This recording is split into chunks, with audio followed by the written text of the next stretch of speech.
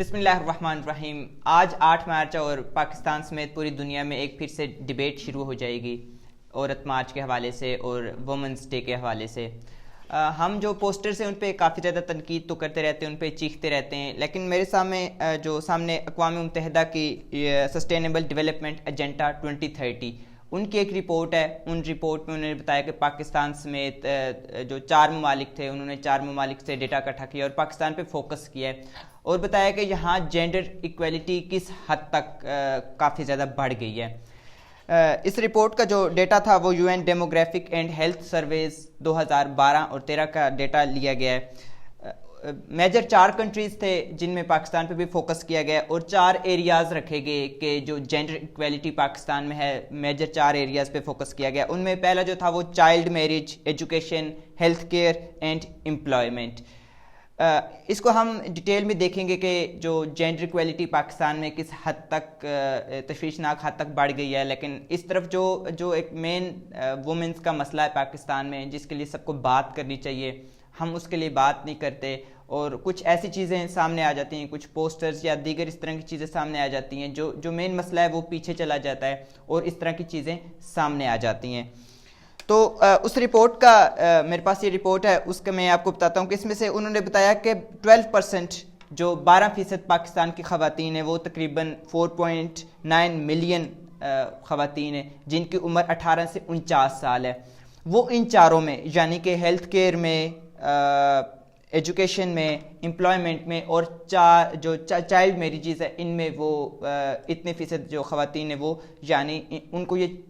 4 چیزیں نہیں ملتی، 4 چیزوں میں وہ محروم ہیں۔ اب اس میں مزید بتایا جاتا ہے کہ جو ان 4.9 ملین خواتین ان میں سے جو 79.8% خواتین ہیں وہ دیہاتوں میں اور دیہی علاقوں میں رہتی ہیں اور ان میں سے جو زیادہ تر وہ خواتین ہیں وہ سندھی، سرائکی اینڈ پشتون ہیں۔ بلوچ کی بھی خواتین ہیں لیکن رپورٹ میں ان کا اتنا زیادہ حوالہ نہیں دیا گیا۔ آگے جب ہم اس رپورٹ کو آگے دیکھتے ہیں تو آگے بتایا جاتا ہے کہ 79.8% جو خواتین ہیں ان کو کلین کوکنگ آئل ہے اس تک ان کو رسائی حاصل نہیں ہے۔ And quarter is deprived of sanitation یعنی کہ جو 25% کوارٹر خواتین ہیں ان کو سینیٹیشن کے سروسز پاکستان کے کوارٹر ایک بڑی خواتین کی تعداد بنتی ہے پاکستان میں، ان کو کلین سینیٹیشن تک سروسز جو وہ سروسز ان کو حاصل نہیں ہیں۔ اور اگر ہم اس کو مزید آگے دیکھیں تو اس رپورٹ میں بتایا جاتا ہے کہ 7% خواتین ایسی ہیں پاکستان میں جن کو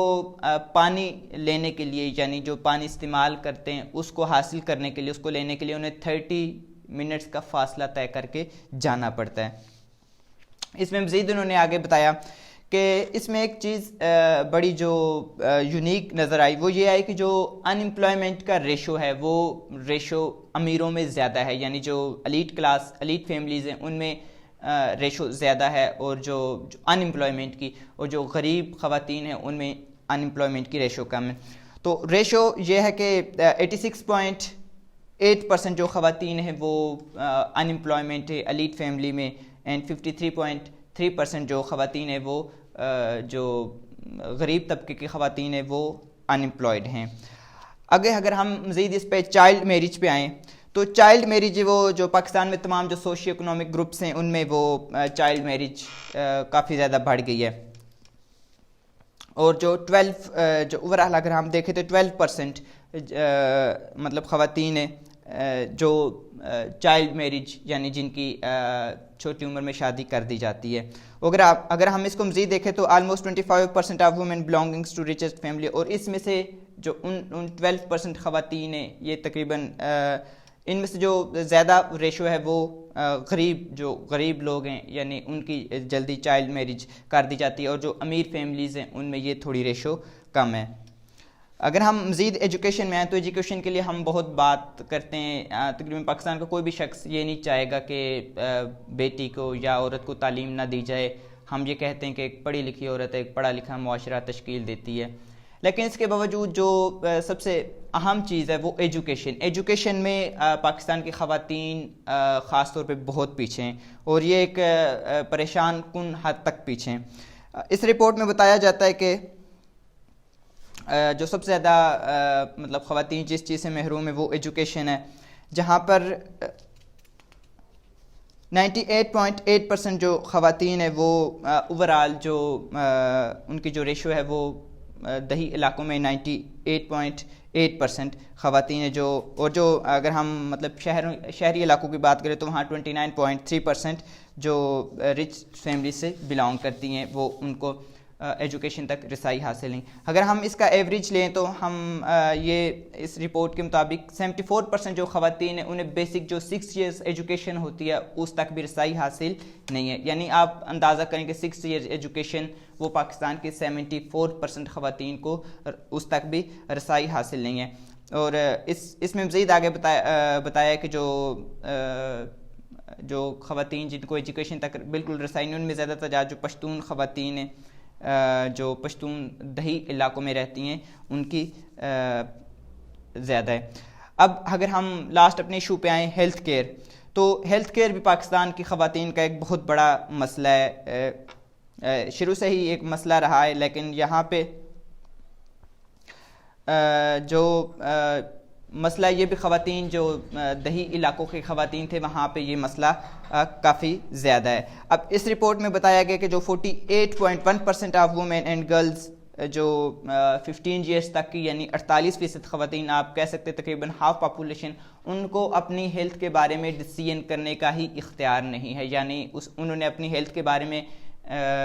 کیسے ڈیسیژنس لینے، کس ڈاکٹر سے علاج کروانا ہے، کیسا علاج کروانا ہے، ان کو یہ رسائی بھی حاصل نہیں ہے۔ اور جو دیہی علاقوں میں جن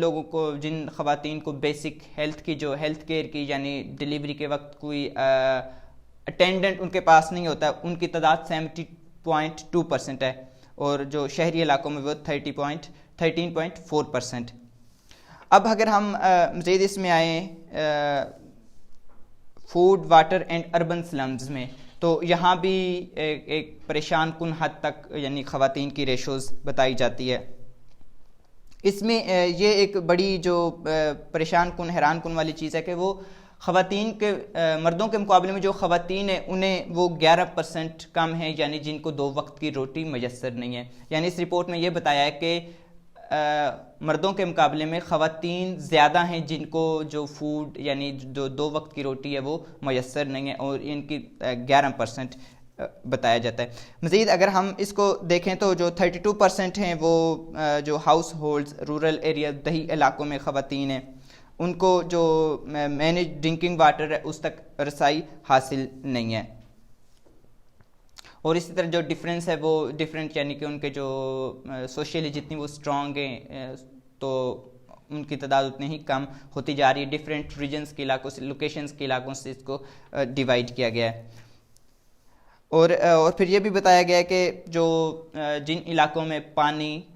کا مسئلہ ہوتا ہے یا پانی نہیں آتا تو وہاں 80% گھرانے ایسے ہیں جہاں پانی کا انتظام خواتین کو کرنا پڑتا ہے، یعنی 80% جو پانی کا جو بندوبست ہے، کہاں سے لانا ہے، کیسے لانا ہے، اس کا جو بندوبست ہے وہ خواتین کو کرنا پڑتا ہے۔ اور جو آخری چیز بتائی گئی ہے وہ ہے یہ کہ 70% خواتین جو پاکستان کی ہیں وہ سلمز میں رہتی ہیں، جہاں آپ کے پاس کلین ڈرنکنگ واٹر نہیں ہے، امپرووڈ ہیلتھ سینیٹیشنز نہیں ہیں،